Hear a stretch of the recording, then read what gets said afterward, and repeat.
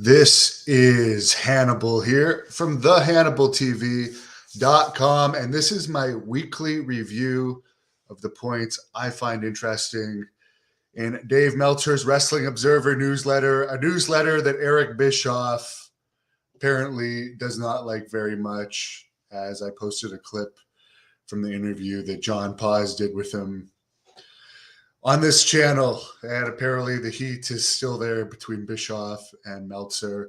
And by the way, if you're watching this on our The Hannibal TV YouTube channel, it is also streaming on our The Hannibal TV Facebook page, ad-free. So I suggest you guys join the nearly 70,000 people that follow that page and like the page if you haven't already. So I'll jump right into it. TNT and TBS are cutting back on scripted programming, and they're looking to save $3 billion in cost-cutting measures over the next little bit. So that might not be good news for AEW, which technically is scripted programming. And as Meltzer points out here, there's no way of predicting how this will affect AEW at this point. They do want to invest more in sports, but do they consider AEW a sport?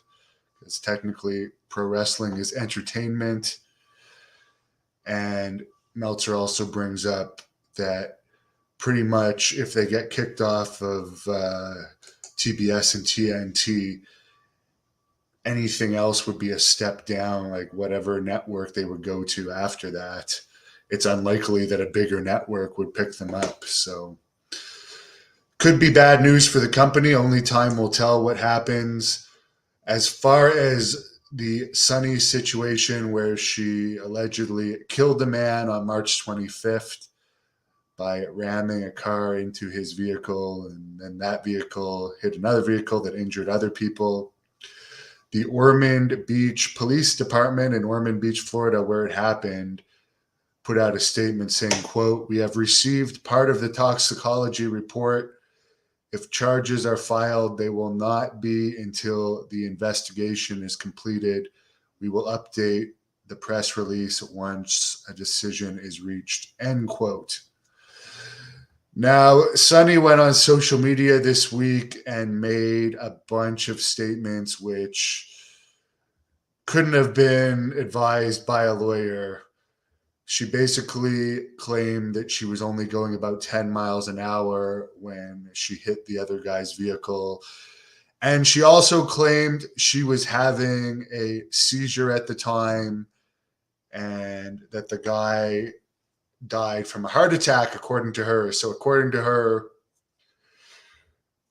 she was not intoxicated and she was having a seizure, coincidentally, at the exact same time that this guy was having a heart attack. And no other reports claim that this guy is having a heart attack. And this guy's family have actually filed a lawsuit against Sunny, alleging that she's responsible for his death and owes funeral and medical costs. The man's name was Julian Lassiter. And yeah, just a terrible situation. Bret Hart said his only deal with WWE is a merchandising deal, contrary to previous reports that came out saying he had signed some sort of talent contract with the company. So technically, he could potentially appear for AEW. Tyson Fury did a press conference after he won his boxing match last weekend before 94,000 fans at Wembley Stadium.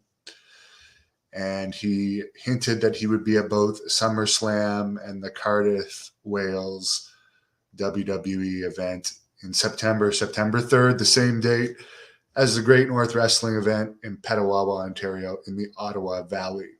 Got to throw that out there. There was talk prior to COVID that Tyson would fight Drew McIntyre. Let's hope that he trains a little bit harder in pro wrestling than his last match against Braun Strowman, which, as I've said before, was one of the worst matches I've ever seen, both in independent and pro wrestling. And that's not taking away from Tyson Fury. I respect him and admire his boxing skills, but it was just a really phony looking match. Celebrities can do wrestling. Obviously, Logan Paul did pretty well at WrestleMania, and Bad Bunny's a pretty good professional wrestler. But Fury looked really bad in there. I'm not saying he can't get better, so we'll see what happens. He hinted also that he's retired from pro boxing and would do an exhibition fight against Francis Ngannou, who is technically the UFC champion, even though his contract is set to expire. And Ngannou has said that he's not going to renew with UFC unless they approve of him boxing Tyson Fury, because he can make more money boxing Tyson Fury than fighting in the UFC. Jimmy Uso pleaded no contest to a recent DUI charge that happened last July in Pensacola, Florida, where he had a .205 blood alcohol level, which is over double the legal limit. TMZ put out a video where he called the police officer an asshole during his field sobriety test. Apparently, this was his third arrest, and he's going to have to complete several courses related to, I guess, his punishment due to this. And of course, a lot of wrestlers might be dropped by WWE when this type of thing happens because, for instance, in Canada, you need a special permit to get into Canada if you have a DUI, and I'm sure it's that case in other countries. So it complicates things for WWE. However, an exception is being made, obviously, here for Jimmy Uso.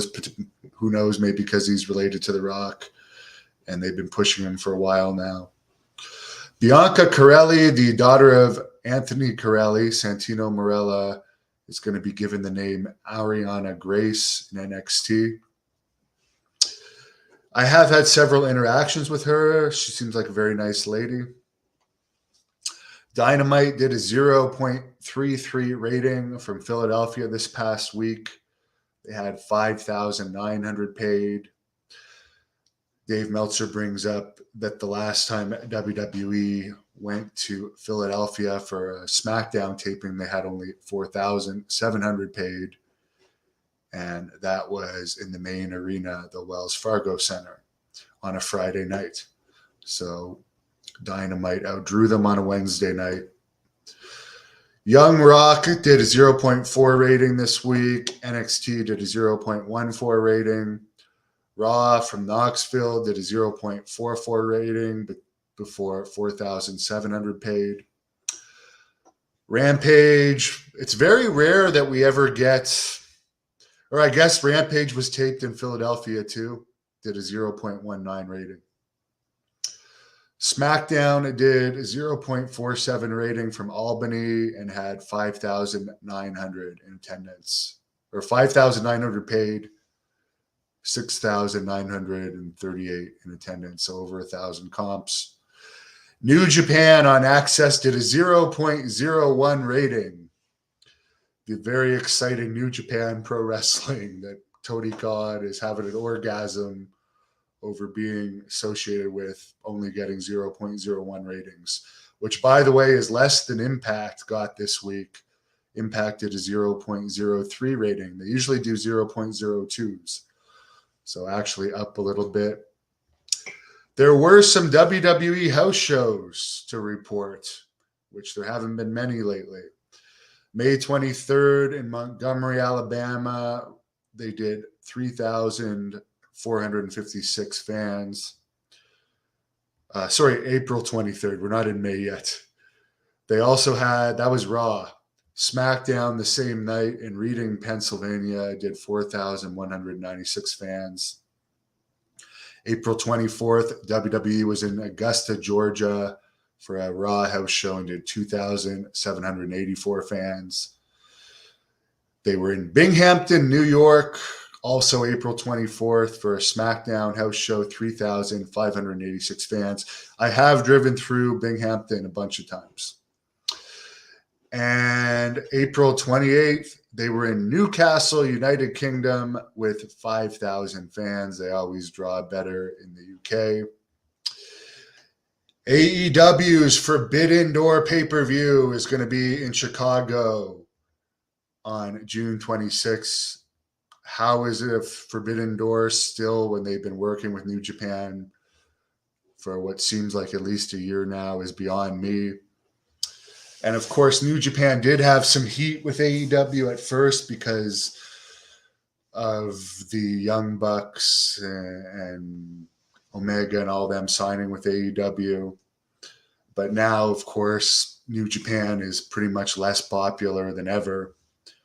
So the door is not forbidden anymore because they could use whatever rub they can get from AEW. Kenny Omega is recovering from a hernia surgery.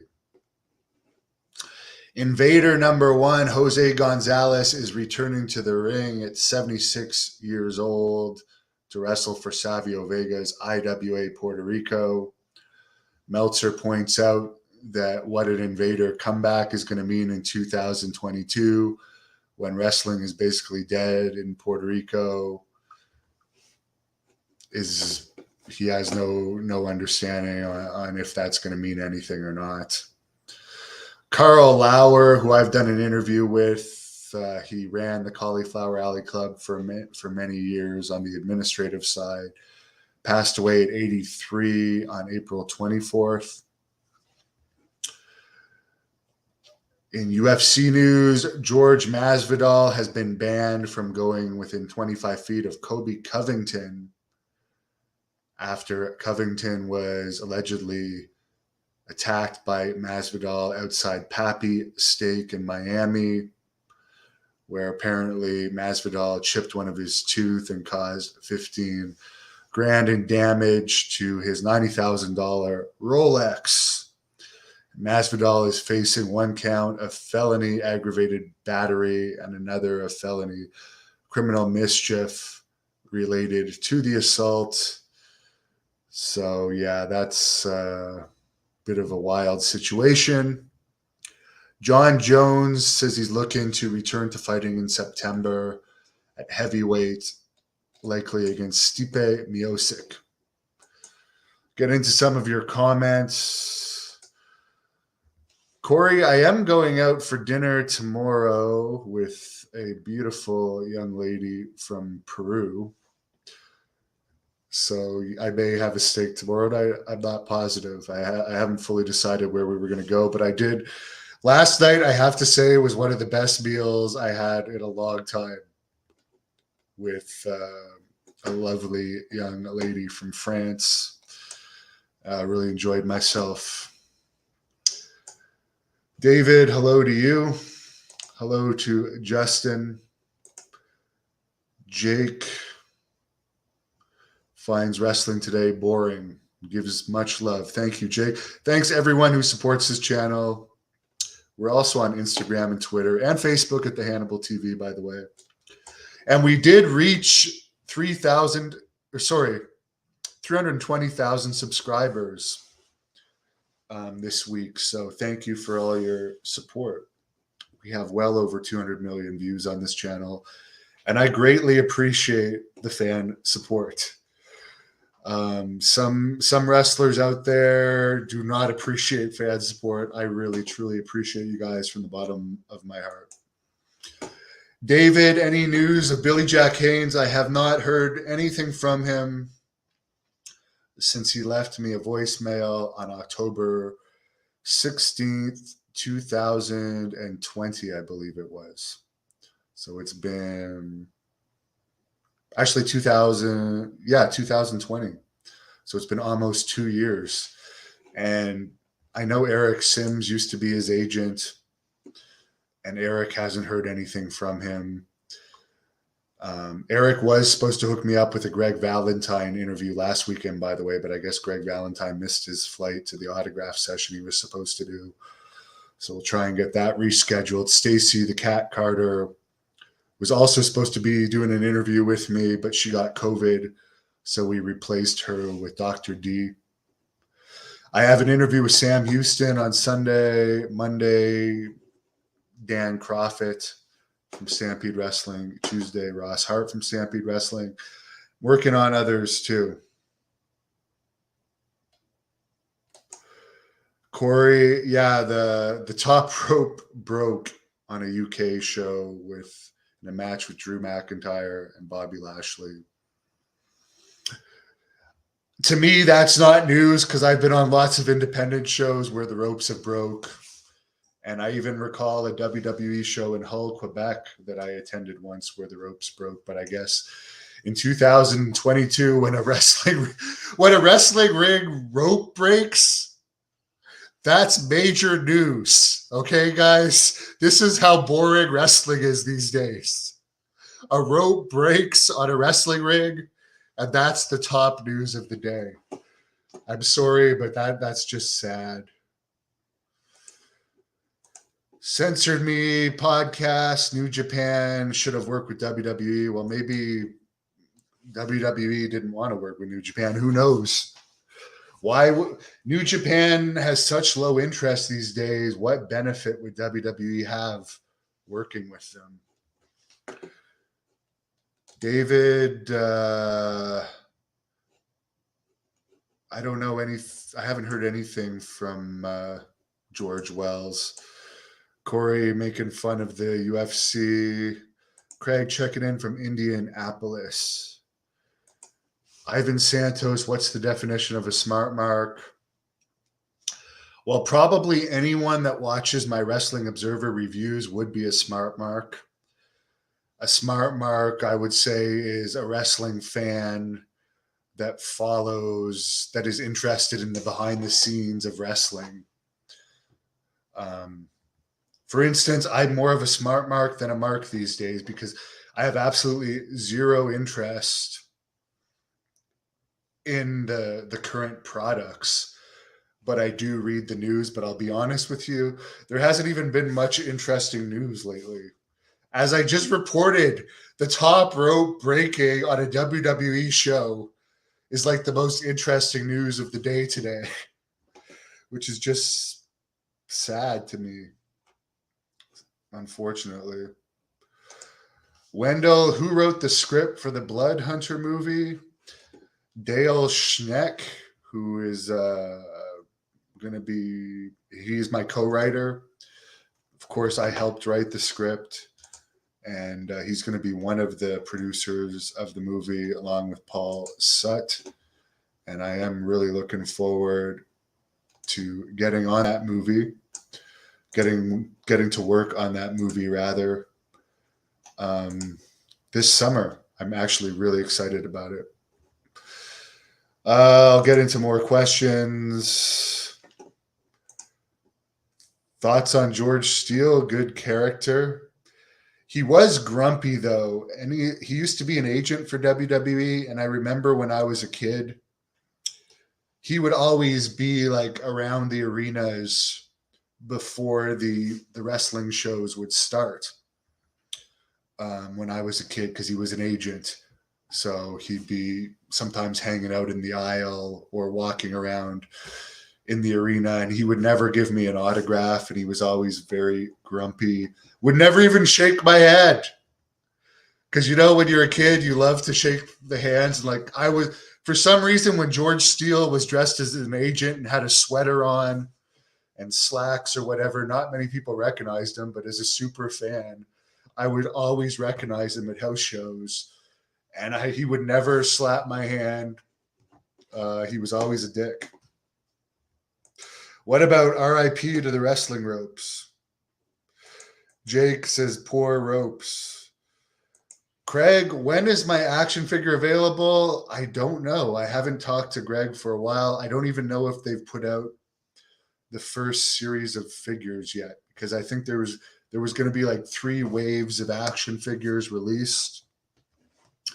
And the first wave was going to be obviously the more legendary wrestlers. And then I was going to be involved in the second or third wave, but I don't know. Will Danzig be in the Blood Hunter movie?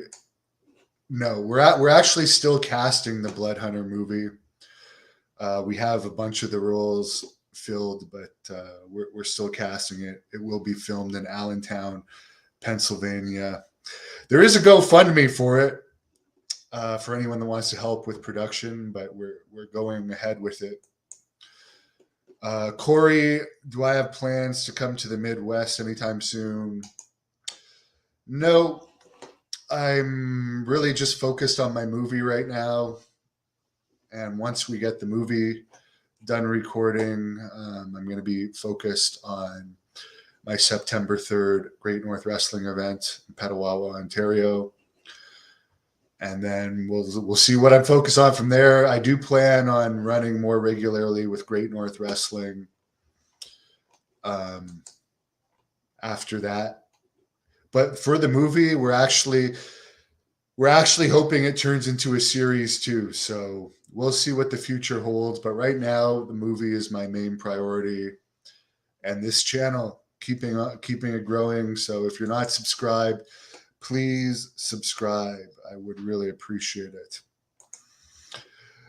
Will AEW and WWE draft replace Raw and SmackDown draft, in your opinion? No, I don't think so. Jake says Kansas City would love me. I have been to Kansas City before, and it's a nice town. I do like Missouri. It's a nice state. Did some Harley race camps there. And as you all know, I was a big fan of Harley Race, and I was honored to do the camps that I did with him. Those were a lot of fun. So I wish everybody a good weekend.